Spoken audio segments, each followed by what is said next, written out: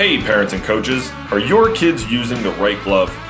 The most important skill for youth athletes to learn is how to play proper catch.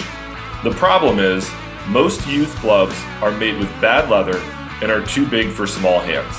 They actually make it harder to play catch. That's why former Major League Baseball shortstop Kevin Smith created Cali gloves. Cali gloves are crafted from 100% Japanese kip leather and are the perfect size for kids.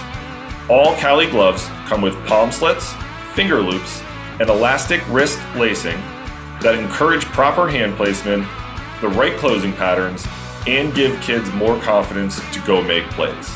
Cali gloves even allow parents to break in the glove without stretching out the fit.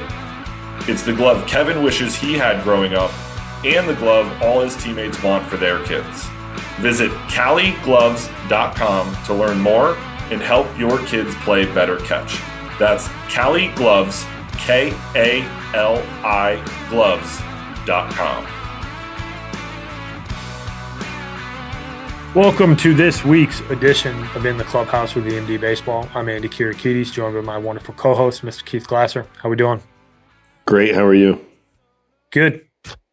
This is the time of year. We're creeping up on Thanksgiving. You got plethora of holidays in the month of December, whether it's Hanukkah or Christmas or whatever holidays that you choose to celebrate. I want to be inclusive here. Yes. A lot of reasons to. It's a lot of booby traps in the next 5 or 6 months, if you will. Get you away from maybe your routine that you start to establish, and we've harped on how important the next 4 or 5 months are for the vast majority of kids, whether you're a 27 or you're a 28, and 26 for that matter. But a lot of booby traps coming up, and I think that what I wanted to harp on and what we wanted to talk about was that consistency is king. And when you get into the off season and you're in the weight room and you're getting your swings in or you're going through your throwing program, it's one thing to show up for a week and get after it, right?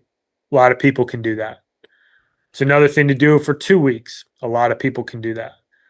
But consistently being able to show up and get your work done week after week after week, making some sacrifices, is a much harder thing to do. And consistency is king when you're talking about development during this window. And don't let the holidays, I'm not saying don't go to Christmas or Christmas dinner. I'm not saying that. But what I am saying is don't let some of these traps set in where it's like, oh, well, I got this and that with so-and-so, and I got to go to grandma's house at 11 a.m. and we're going to open presents, and hey, get out of bed, get your work in before you go. Like I truly think that this type of stuff really moves the needle for guys, because you can look up and next thing you know, you got Christmas Day, or Christmas Eve, you got Christmas Day, you got the day after Christmas. If you don't work out the day before Christmas Eve, all of a sudden it's like you took 5 days off. And it doesn't seem like much when you zoom out, but when you're talking about the impact of consistency and you're talking the impact of the work that you put in and not missing days when you're supposed to be there, not taking the day off because you're a little bit tired, or making a sacrifice because your buddies want to go out on a Friday night and being like, hey, I gotta cut it short because I got to get my work in tomorrow morning. Like, these are the decisions that are really impactful. And I think that making sure you maintain your consistency in the weight room with your throwing program, with your hitting routine, infield routine, whatever it is, you can really set yourself apart in these next 6 weeks if you're able to maintain your schedule and you're able to maintain your consistency and your commitment to what you're doing. Yeah. I think it's like anything that you want to do, right? Like, if this is what you want to do, and we've talked about this a handful of times on some of these podcasts recently, but there, it takes what it takes, and how bad do you want to do it? I do think that in some regards, I smiled when you said that, you don't have to skip Christmas dinner. Like, we don't need the eyewash of, grinding it out on Christmas Day in the cages. Everyone's opening their presents, but I'm in the cage raking. Like, okay. Like, there's a lot of value in spending time with your family around the holidays. But I do think that there's a lot of truth to, being able to get your work in, and it's hard over the holidays of, not wanting to go to the gym. And if you live in the Northeast or the Midwest, it's starting to get colder. It's going to snow. You don't want to go outside and get in your car and warm it up and drive to the gym and work out and do it all over again. But that's what it takes if you want to get to the next level, and being able to show up every day, for yourself and ultimately for your teammates and to achieve the goal in which it is that you've set forth for yourself. And if that's, making it to a college roster and being able to play college baseball, or if you're in college baseball and you want to, have more playing time or be a all conference guy or an All-American or get drafted and play professionally, whatever it is, that need to continually move forward is going to pay dividends in the long run.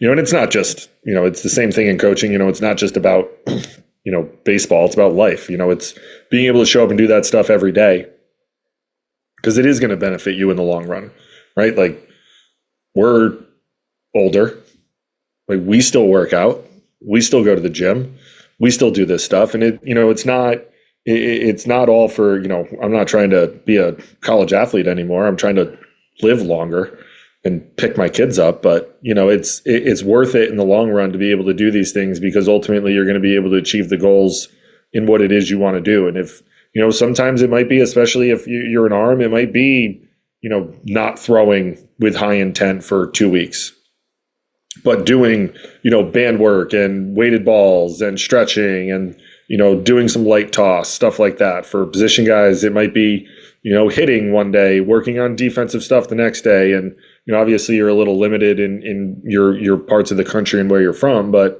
being able to get some semblance of that stuff done over the course of the week will set you further ahead of your peers when you get to that point, right? Like when we were growing up, it was always like someone else is always going to be working harder, and there's truth in that, so like you want to be able to say that you at least got your work in and got yourself, the old adage of 1% better every day. If you got 1% every day better every day, you'd be 100% better in a day or in a year or in 100 days.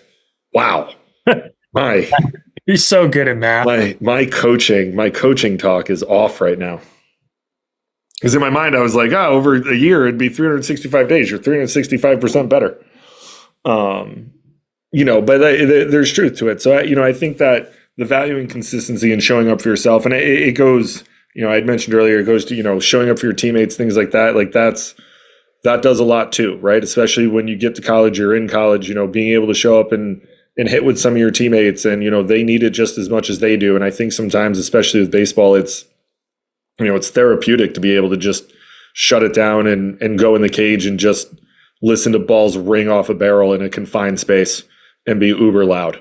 So it's showing up and being able to do those things, because ultimately that's what's going to get you to where you want to go. You don't want to look in the mirror in another 6-7 months and be like, why am I not getting recruited? Well, what did you do in November?